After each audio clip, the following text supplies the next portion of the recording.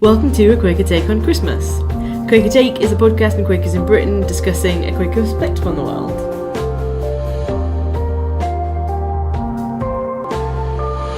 I'm John. And I'm Elizabeth. It's a festive episode of the podcast. But I thought Quakers didn't celebrate Christmas, John. Or do they? Well, we couldn't resist in this festive time of year unpacking, actually, what is a Quaker take on Christmas? Yeah. Do Quakers really not celebrate Christmas? What's the thinking behind this? What are some personal stories from this time of year?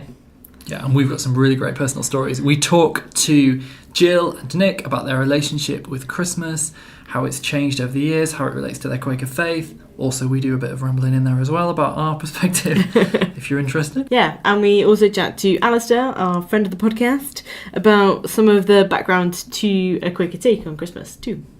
Yeah, really interesting stuff. And then finally, we revisit some content that you may have listened to last year, which is about difficult conversations, because that's the kind of thing that can happen at this time of year. Yeah, we felt that it was still useful. Oh yeah, definitely worth a revisit. So hopefully we will equip you both spiritually and practically for December. Just before we begin, we just wanted to add that part of Nick's experiences as a former mental health nurse, and we know that for a lot of people, the festive period could be quite a challenging one, and that has obviously affected how he thinks about things. And there is a bit of mention of self-harm in this episode, and so if you are struggling at this time of year, or if you're feeling alone and you want somebody to talk to, then the phone number for the Samaritans is 116 123, and that works in the UK or Ireland. Yeah, and I know I've had some really, really difficult Christmases. I think it can be really difficult. The tone of the conversation in the podcast is generally like hopeful, but yeah, important to know where to turn and that there are people out there. But for now, let us go over to Nick and Jill. So we're here with Nick and Jill and Elizabeth to talk about Christmas, or not. First of all, what's your understanding of Quaker Christmas, Jill? Well, I think I'd like to start with what did I grow up with as Christmas, because that's what formed, I guess, some of my expectations. So one of my earliest memories is when I was about 4 years old and looking out of the window on Christmas morning, and it was completely snow-covered outside. And I turned to my dad and said, "Did you do that?" So such was my childhood that I had parents who I thought created the world around me. And my Christmases were a bit like that. I had presents by the sackful and family celebrations, and I suppose there were things that became part of the family tradition. There were things like smoked salmon and brown bread on Christmas Eve and church on Christmas morning. So that's what I inherited as my experience of Christmas. What then became Christmas for me, and I suppose traditions, evolved over many years. So now when I celebrate Christmas, it's usually with a large group of people, not all of them family. It will include a meal of celebration. It will include some joy and some tolerance and some acceptance of one another. It doesn't always now include presents, because we've realised that we've got caught on the commercial bandwagon. So we stopped doing presents at Christmas, and we now tend to do our presents on the 30th of December, so everyone can go out and buy gifts in the Christmas sales. Nice. So that seems to work for everyone. So we end up with two celebrations. And I guess the other thing that we created as a bit of a tradition was going out on Christmas Eve, and this was someone from my local meeting had suggested it, that if you take your children out on Christmas Eve and you get them to walk through parks until it's really dark and all the lights are on, they're actually exhausted, and so they go to bed and they go to sleep, and they're not staying awake all night thinking, when is Father Christmas going to come? But I guess the other bit of Christmas Day for me is a birthday cake we have, and it is a Christmas cake, but we put candles on it, and then we sing Happy Birthday to Jesus, because it was the only way I could make sense of telling the story to small children about why on earth we did all of this celebration. You know, it is actually a birthday party for Jesus, and it doesn't matter to me whether Jesus was born in December or March or whenever it was.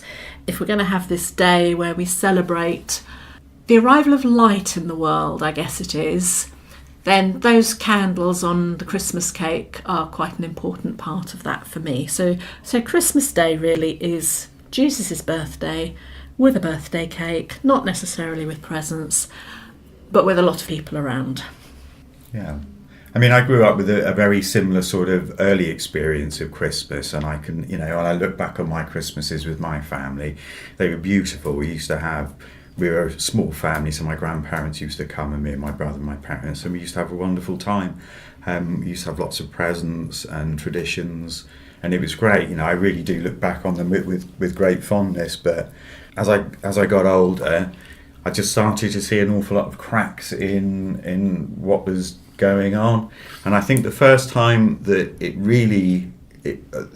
that struck me that there was something that seemed to be very wrong with this, I was watching a children's program, and it was talking about this West Indian guy's experience of coming over to England for the first time, and he arrived before Christmas, and he thought it was great that he'd arrived just before Christmas because he would meet lots and lots of people on Christmas Day, because everybody would be out on the street celebrating and handing around bowls of roast potatoes and things like that.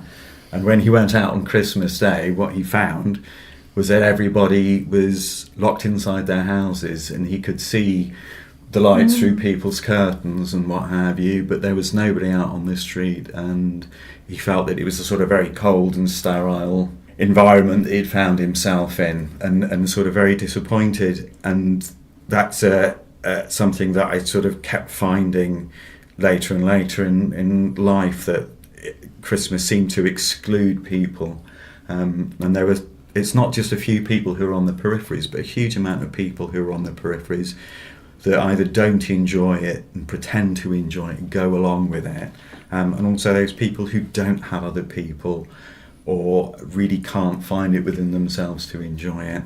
A good example is I used to work in a psychiatric hospital. I trained as a psychiatric nurse many years ago, and it was a really busy time of year. Christmas was a very busy time of year, and there used to be a saying that, half people are opening the presents, the other half are opening their wrist. Sorry, that sounds really bleak, but our experience was that it was a time that people found extremely distressing. So yeah, not very cheery, but that has been a thing that I've never been able to sort of throw myself into Christmas, because I do just see this other Christmas happening around me, and I can't unsee it, and I can't pretend it's not there. And I think there's an amount of guilt that comes for me with Christmas, enjoying Christmas when you know that half the world is starving, and what we seem to have got into is in a very indulgent society, a celebration of overindulgence, of extreme indulgence, and gratuitous indulgence. One of the things that I find incredibly hard to see is like adverts that actually make fun of the fact that Christmas is so miserable for some people. You see these people there was an advert for a Pink Floyd album a few years ago, and the dad, would be the dad, put his headphones on and just sat and listened to the Pink Floyd album because he couldn't bear the Christmas that was happening around him. Now, isn't that something that is an advertising strategy, escape from Christmas because it's so awful? An advert that's at Christmas. Yeah. There's more. Yeah. Yeah. How has your relationship with Christmas changed as a relationship with Quakerism? Like, exploring Quakerism been part of shifting your thinking of Christmas or not? It has. I mean, it's certainly added a much more positive dimension to it. So I don't know. So people may not know that Quakers traditionally don't celebrate the times and seasons. So I don't celebrate my birthday either. I allow my children to celebrate it, but I don't celebrate it myself. But it kind of opened things up a little bit for me, in just thinking that there were other people who didn't celebrate it and had a particular reason for not celebrating it. And I suppose what that helped me do was be more attuned with the positive things that can come out of Christmas. But I also sort of see something that's become sort of skewed and corrupted, and that is generally by a sort of a commercial sort of commercial imperative of companies and shops to make a lot of money.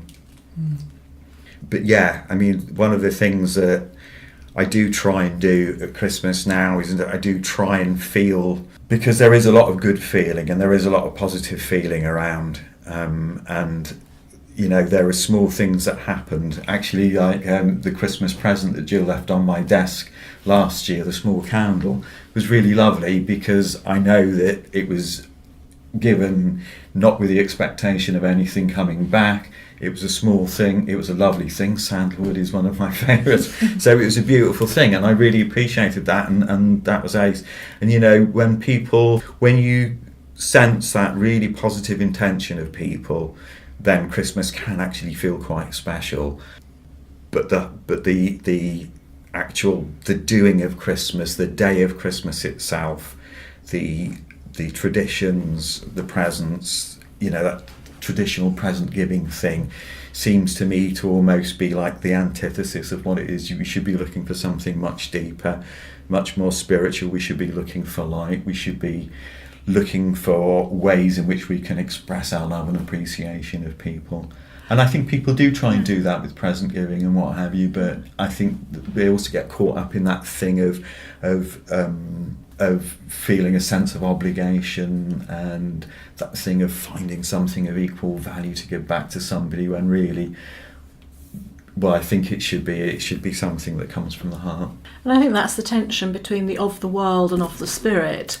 So if I take my sense of Christmas, what I'm trying to do, not in recognising times and seasons, but thinking what's the best I could be every day. Mm-hmm.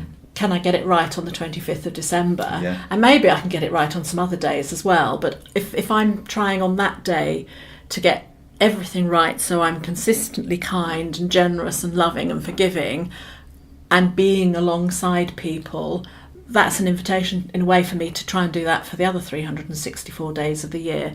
So it's a focus, I guess, for me, Christmas Day, for being of love. Yeah. No, that's interesting, and it's sort of almost that thing that people sort of say, it's, you know, it's that time of year when you should do things like that, when that kind of excludes. And I appreciate that you say that that's the time where you focus your attention and your energy. Yeah. But I do feel that some people feel that it's the time of year. But I would also, yeah. But it's also that time of year when, as pagans, we would have done that. You know, it was the darkest time of year. We were looking at the world turning and the light coming to us. So for me, there's something about those quite primal behaviours that we have, where we're looking for light, whether it's the physical light of the world turning and us getting more sunshine, or whether it's that sense of more spiritual light in our lives. So for me, I'm very happy to engage with that metaphor in a way, right, of that darkest time of the year and looking for more light. There's a symbolism. You talked a little bit about how the history of Quakerism is that of not celebrating times and seasons, and I was curious to know a little bit more about what you mean by that, and what Quakers have meant by that historically, and how that might influence how you think about Christmas now. I can't really talk about the history back, so I don't know much about it. I was just relieved to find that they didn't celebrate it. Hey! That'll do. But I mean, I saw that. So when I suppose there was a point at which I didn't understand it, and then there was another point in my life not so long ago where I had a series of kind of revelatory experiences where I just started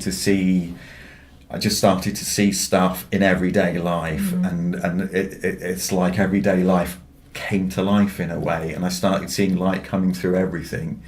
And then I was like, of course, yeah, that is why you don't celebrate times and seasons, because it's all like that. It's all like that if you look hard enough and if you look correctly.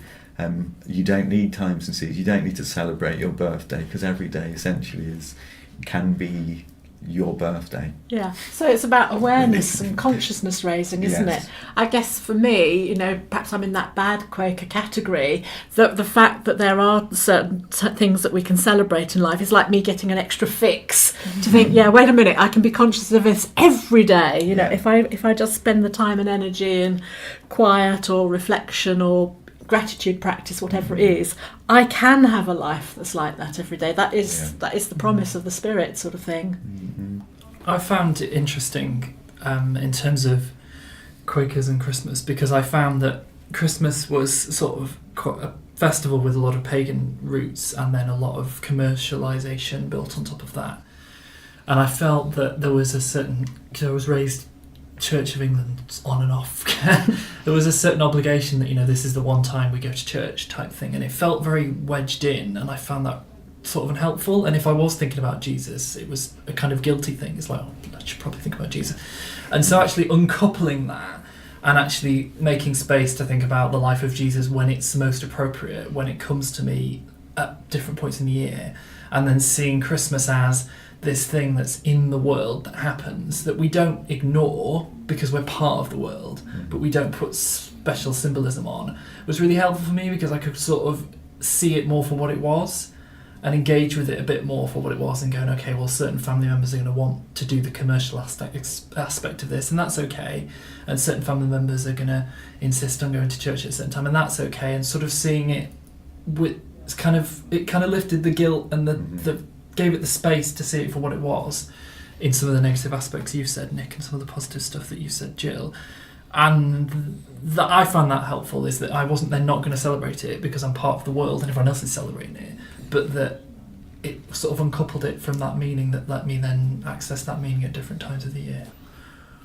I guess I'm also conscious, I live in a beautifully multicultural area of London, that Christmas isn't the main festival for everyone. So I live in amongst a Muslim community where Eid will be celebrated at different times of the year. So I'm very conscious that for all of us as pilgrims in the world, there are times and seasons, and I rejoice in other people's times and seasons as well. So I don't want to ever see the ones I've inherited as superior or anything like that. They're just part of my heritage.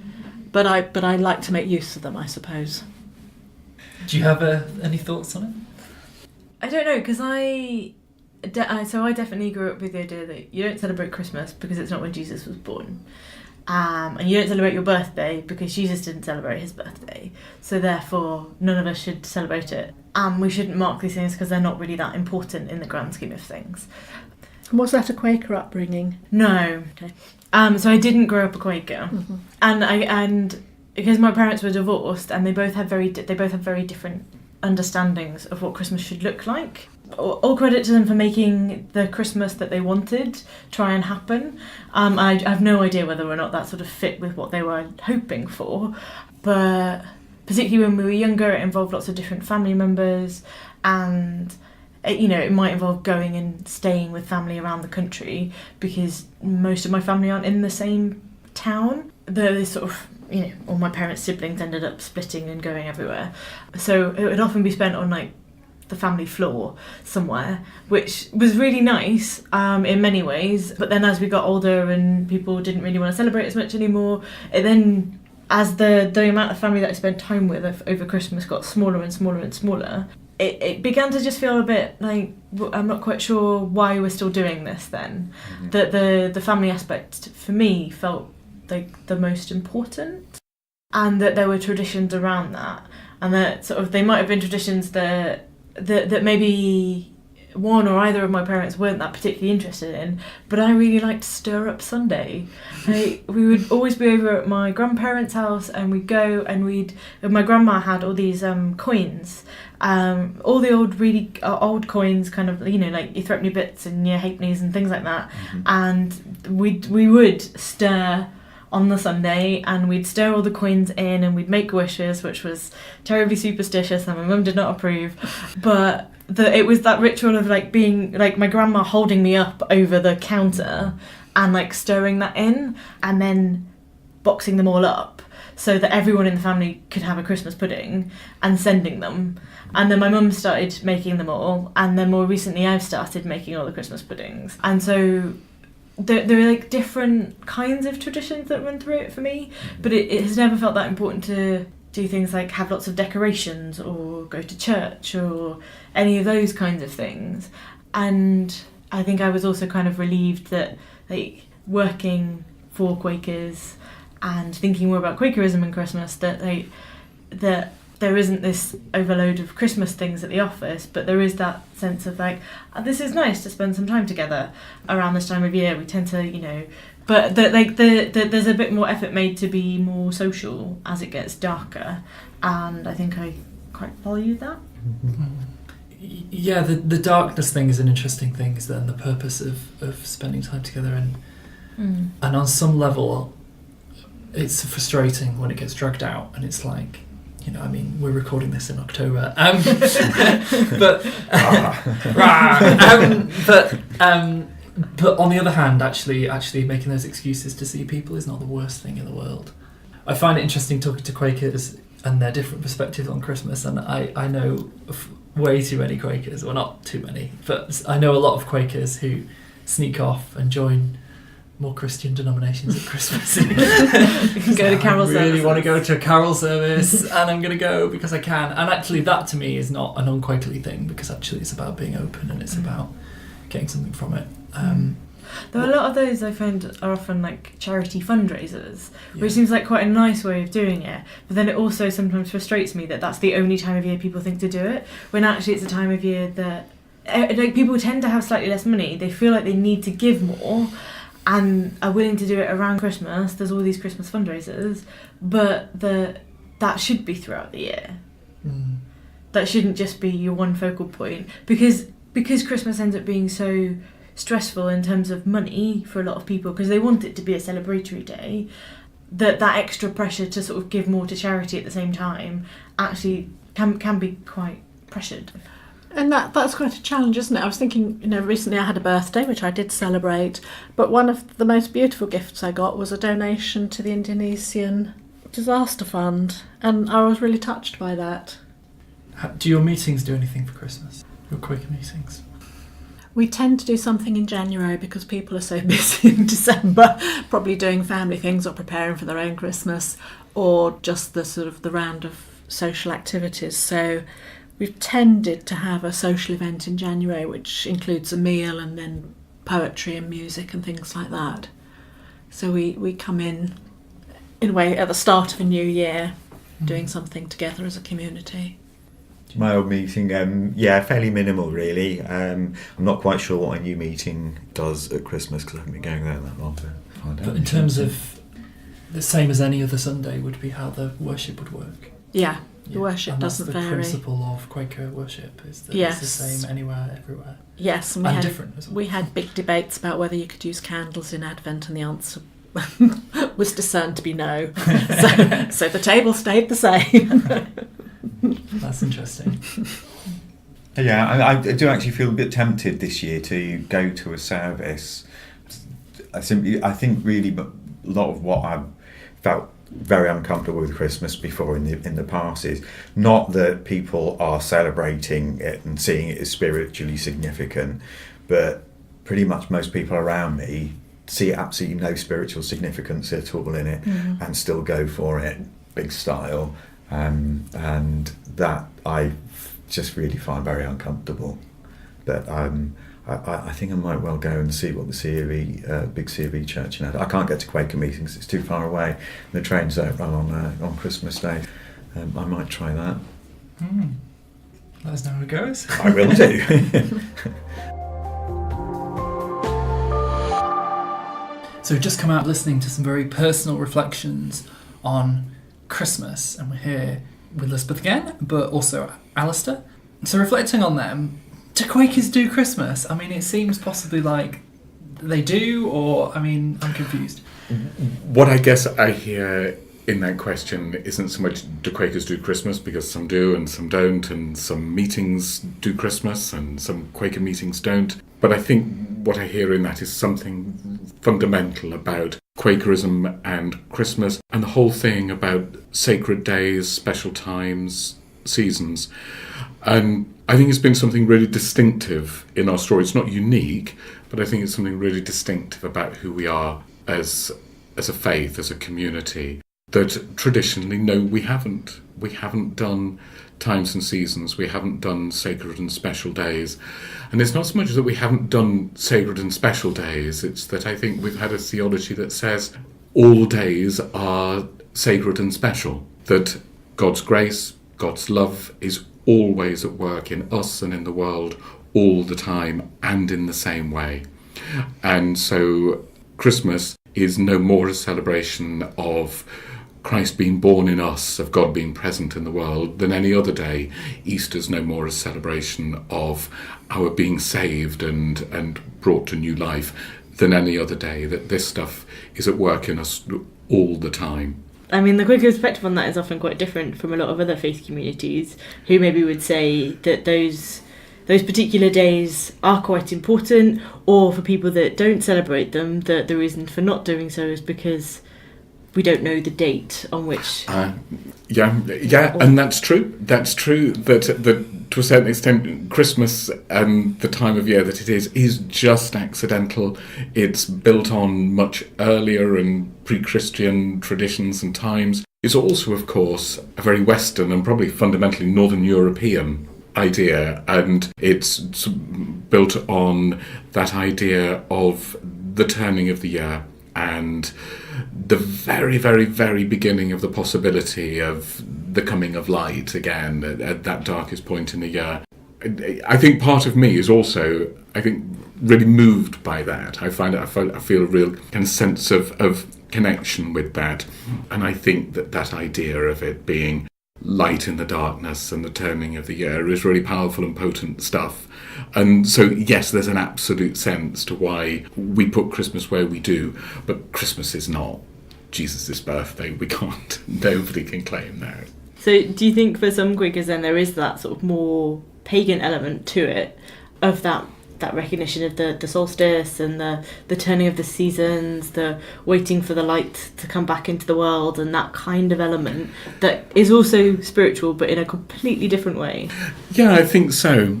And I think that there's a real beauty to that. I often think that lots of Christians who celebrate Christmas with much more traditional Christian language often perhaps aren't quite naming or owning the extent to which even our theology of Christmas is shaped by that season, by that coming of light. There's a really beautiful carol. It's a German carol that we translate as "There is a flower springing" or "There is a rose a springing." And there's a really, really lovely line in that talks about the bud that in cold winter at midnight will unclose. And just that idea of the unexpected possibility of new life in that darkest night. And my sense is, and certainly for me, I think that speaks really deeply at that very kind of sensual sort of human level. So how do you put that into practice in the way that you celebrate Christmas? So what do we do at Christmas? We do kind of family stuff. So I think for me it's very much about being close with the people who are closest to our hearts, and so we're always very much sort of together as a family at Christmas. There's always something of worship as well in our Christmas. I think one of the loveliest Christmas experiences I had was going to Quaker meeting and just having a half-hour really, really beautiful meeting for worship where we did a kind of very, very quiet pass the parcel, where at each, always very quiet obviously, where at each layer we unwrapped a figure from a nativity set from a kind of Christmas crib, and we held that figure, and if we wanted to, we said maybe something about how that spoke to us. So it was a wise man or a shepherd or whatever. That was just lovely, and I think that there's always been something that's felt really important for us about having some still heart in the centre of what we do. And we do lots of books and reading and telling stories and play games, and I think just kind of really relish that long time together. Do you think Quakers centuries past would be frustrated with modern Quakers, or do you think they'd be totally cool with it? I think some of this stuff they'd be horrified by. And there is always, I guess, that tension as well. We have to live our faith out in the world, and we have to find places where we connect to the world and the stories that are told in the world as much as we find ways of standing for something different and living differently.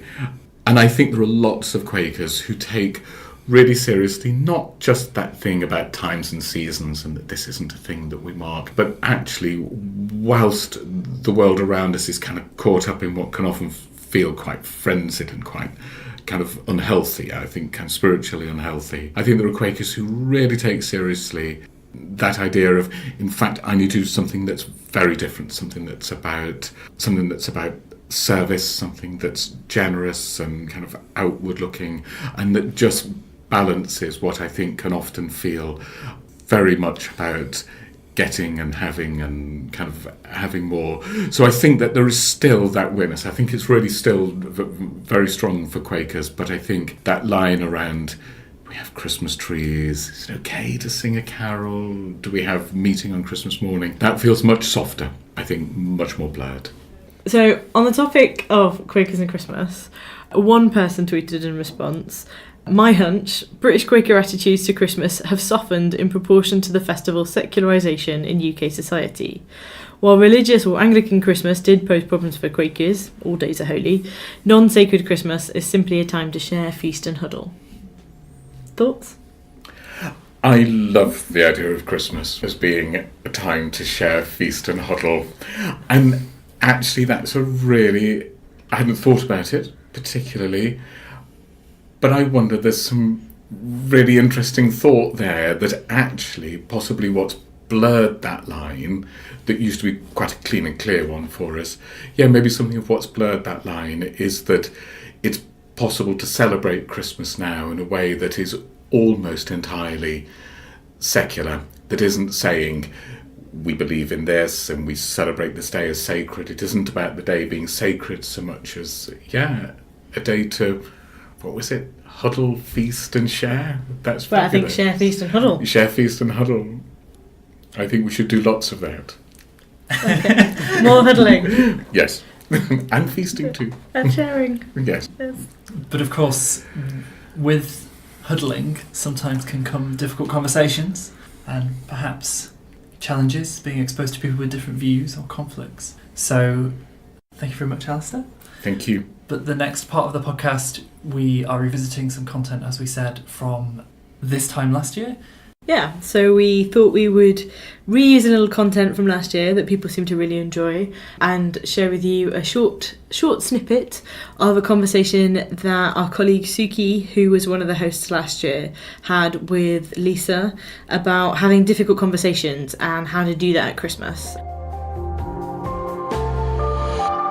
Hi friends, Suki here. I'm here with Lisa Cumming. She works on Turning the Tide and she's joining me today so that we can explore in depth the themes that can emerge around the Christmas season. So lots of families getting together, lots of loved ones spending time together, and it's a time where there's a lot of pressure to feel united and happy in each other's company, but that is not the reality of many family situations. So we're having a look at conflict and healthy ways to engage in conflict and how to handle those difficult moments that can arise when you have a strongly held belief and that clashes with someone who is near and dear to you involved. Yeah, so I think like anything, there aren't any kind of magic formulas or easy answers, but nonviolent communication is something that was developed by Marsha Rosenberg, and there's kind of two main sides to nonviolent communication. One is to listen with empathy, and then the other side is an honest expression of our needs. So if you think of a kind of a Christmas situation where you're just a bit annoyed that you're the only one doing the washing up, perhaps there's one person who should be helping out and really hasn't, one of the ways that we might just kind of vent our frustration is to kind of shout out, "Oh, I can't believe the dishes haven't been done, you're so flipping lazy." So you've vented when you've done that and you've said how you're feeling, but a kind of crucial bit that you haven't done is sort of said what you want doing about it. It's implicit. And nonviolent communication is partly about trying to make the implicit explicit. So it might be, instead of saying that, you might say, look, the dishes haven't been done and I'm feeling a bit cross because I just need a rest, and would you be willing to do them later? So you're saying that you're cross, you're saying that you're tired, what you're feeling, what your need is, and you haven't forgotten the request. But what's really important is that you don't find a formulaic. Sometimes you get a bit obsessed, I think, with the form of nonviolent communication. And I know when I did some training in nonviolent communication and then just kind of parroted the process without adapting it in a way that suited me, and it can sound really patronising and really artificial, and it can really annoy people. So, like everything, it's more about the essence of nonviolent communication rather than a formulaic kind of pattern that you have to adopt and parrot. You've got to find your own way with it. Yeah, I've experienced that myself actually, where because I'd learned a couple of things about nonviolent communication. I noticed once when someone used the formula of when you X, I feel X, and can you do this in future? And I was like, oh, I know I'm being non-violently communicated with. But I respected the use of it. But when you spot the pattern, it does take you out of what you're actually discussing a little bit. So I see what you mean about developing your own particular way of expressing those needs and those. And so interesting for you to kind of recognise, you could almost see the script, if you like, and that was okay with you because you knew there was some value there. But it also, to somebody else, just be like, why are you speaking like that? Yeah, are you my therapist? Yeah, yeah, exactly. There's a lot of different approaches to conflict resolution, but I know that kind of categorising different forms of response to conflict, there's no one uniform idea. Can you tell me a bit about what those categories might be for you?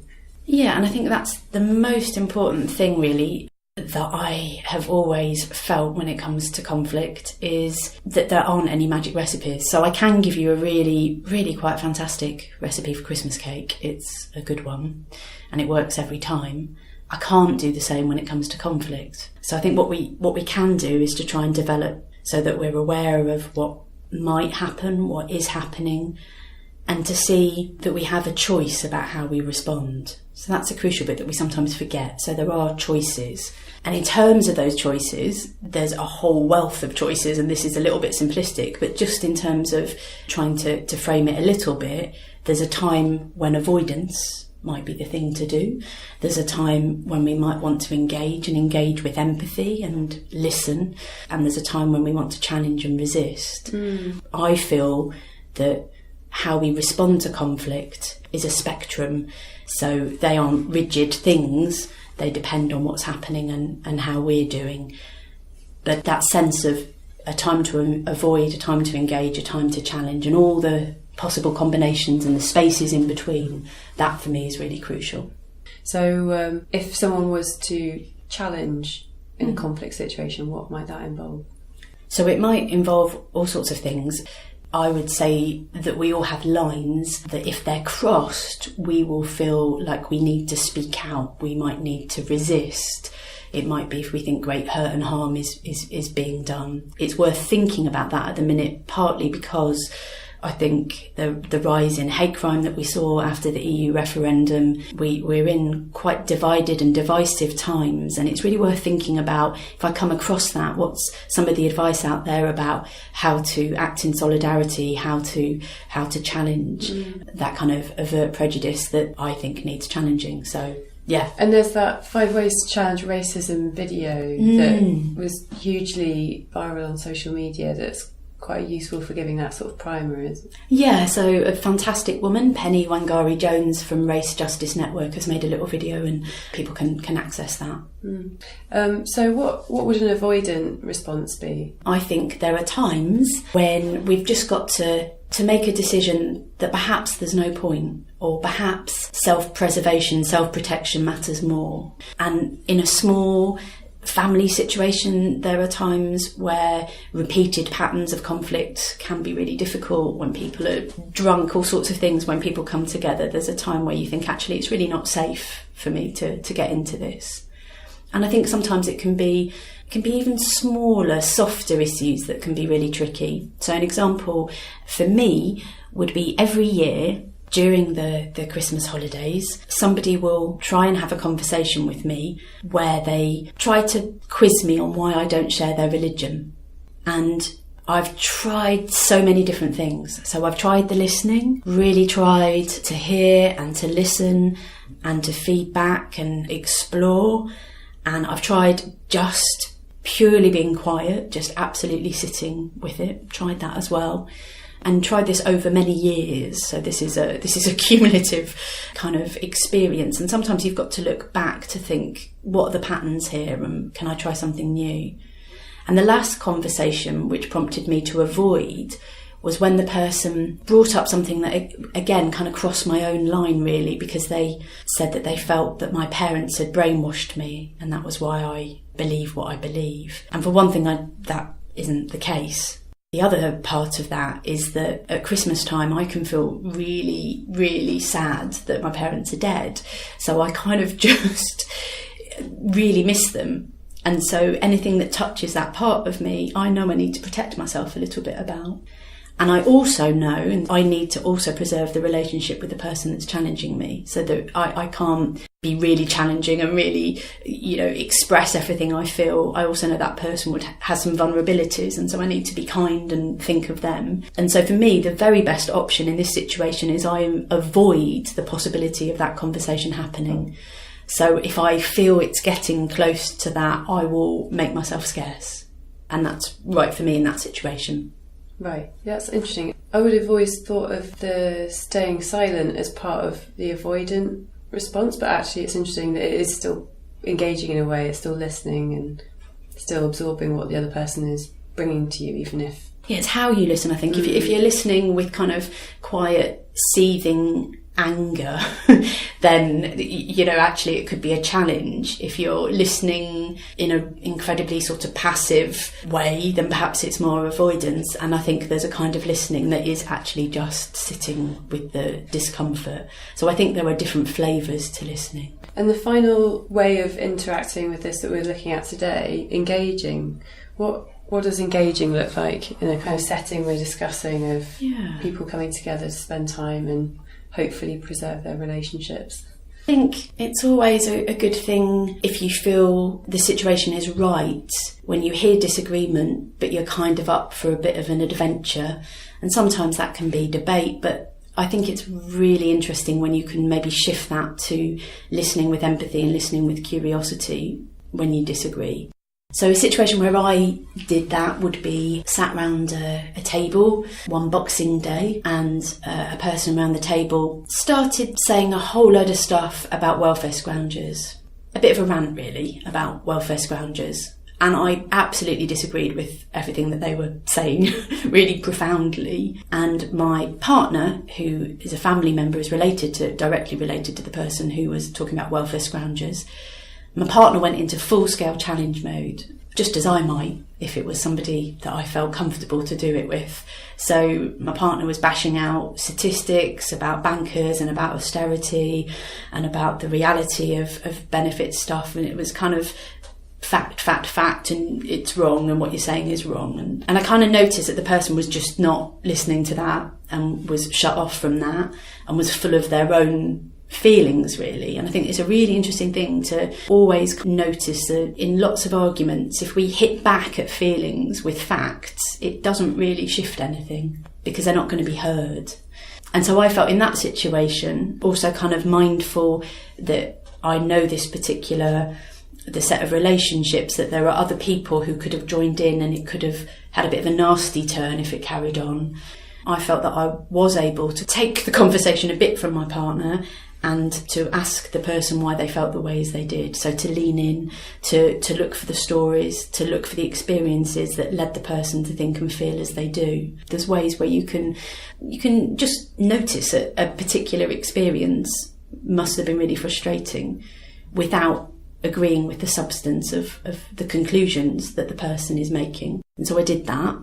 And after a whole load of listening, asked the person if they wanted to hear my thoughts. And so I shared my thoughts, which were pretty much the same as my partner, but I did it in again, more of a story way rather than just facts. And because I'd listened, the person listened to me, and we actually drew out some areas where we did agree about the hurt and harm that austerity is doing to people. At the same time, this person works in a place where they are finding themselves very frustrated by some people, and I was able to kind of hear that and understand why the person's got the feelings that they've got. And so it was a time to engage with empathy and curiosity, to see where it took us. And it took us to a place where we found some shared values and some agreement. Fantastic. And it might not always, but it did then. I wonder if there's any final thoughts that you would want to share. I think that right now, in a world where the extreme is encroaching on the mainstream, there's an erosion, I think, between the extreme and the mainstream. So there are forces seeking to divide people. And I think anything that we can do to try and sit with discomfort in a way that doesn't end up with deep division and polarisation, it is a good thing. And I think there's also, it's really important to recognise, it can be a really tricky time of year. I think Christmas or holiday periods, when everybody thinks everybody else is having a wonderful time.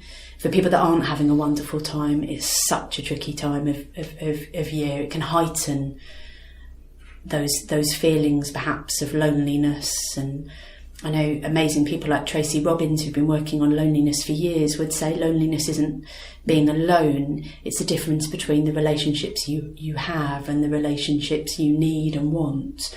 And so people can be lonely in a very busy and hectic family, as well as people can be deeply lonely who are isolated. So I think I'm kind of reflecting myself, what do I do? I know some of the people in my own life maybe that are struggling a bit. How do I reach out more to them? And of course as well, lots of people are struggling financially. So just for all of us, the price of shopping is so much at the minute. So if we've got food in the fridge and we've got people to share it with, it's good to try and reach out and see whether we can share a little bit more and connect a little bit more in a world that is seeking to divide us. Thank you very much for coming to have this conversation, Lisa, and I hope you have a Merry Christmas. Thank you very much, Suki. You too. I found that really useful to be reminded of some of the ways that you can cope at this time of year, and kind of just like little strategies that can help when you're in a community, whether it be any kind of community really, a family or workplace or religious group or whatever. That sometimes people might say things or disagree with you, and it's kind of okay, but that you can have your red lines and you can know what to do and walk away, or just listen to people and then make your case, not just jumping into an argument. It can make a difference, especially when you might be seeing family members that you maybe don't see so often, and I don't know, I change in the periods when I don't see people, and I don't notice that change, but obviously you're suddenly figuring out a new way to be together as well. Yeah, that can be really emotional as well, and when people have different expectations, or different people going through different life phases and struggling with people's purposes, or that can be tricky, and that element of wanting to maintain routine and breaking routine and all the politics of that.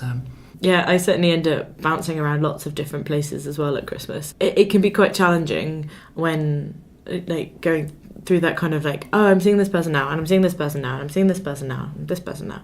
And so you're kind of meeting people on a constant rota, and it kind of feels like you're on show a little bit, or you're having to be on your best behaviour constantly. Sometimes you just want to let your guard down. Yeah. So look after yourself. Are you doing lots of travelling around this festive period, John? Yeah, doing the run of both my partner's family and my family, kind of trying to hit all of them, and I'm trying to work out. I've also sent a handful of Christmas cards this year to various people I'm trying to stay in touch with, and then the immediate people I'm seeing, I'm you don't get Christmas cards, they're wasteful, not for you. So it's always it's thinking weird. Of you cards. Yeah, it can be so stressful. It just can. But also, I'm looking forward to it. It's my birthday as well, so. Happy days. Happy birthday for them. Thank you. You and Jesus. Not on Christmas Day, but very close. We've just heard from Alistair that Christmas Day isn't Jesus' birthday. I know. Although Jill did buy him a cake, so I don't know what to think. Good, happy days. Thank you to those of you who's been listening to the podcast all year. It's great, and we're going to carry on next year, don't worry. Yeah, hopefully. We've got lots of exciting things lined up, including some stuff on prisons, and we'll be exploring all the new thoughts that people are having around some of those issues. And if you've got any thoughts on an episode that you'd really like to hear about, or something that you think, oh, I think Quakers have a position on this, can we find out more? Then we'd really love to hear from you. So do feel free to drop me an email, elizabethp@quaker.org.uk, or you can send us a message on our social media at British Quakers. Yeah, and if you haven't subscribed, then always think about subscribing to the podcast. We're on iTunes, SoundCloud, a few other places, YouTube now as well. Quakers in Britain YouTube channel. And maybe you want to share this with a friend. What's the better gift than the Quaker Take podcast over the festive season, beaming into their inbox? It's zero waste. So thanks for listening to this episode of A Quaker Tea, and whether you celebrate Christmas, however you celebrate Christmas, if you do, we hope you have a nice one and have a happy new year. Go well, friends.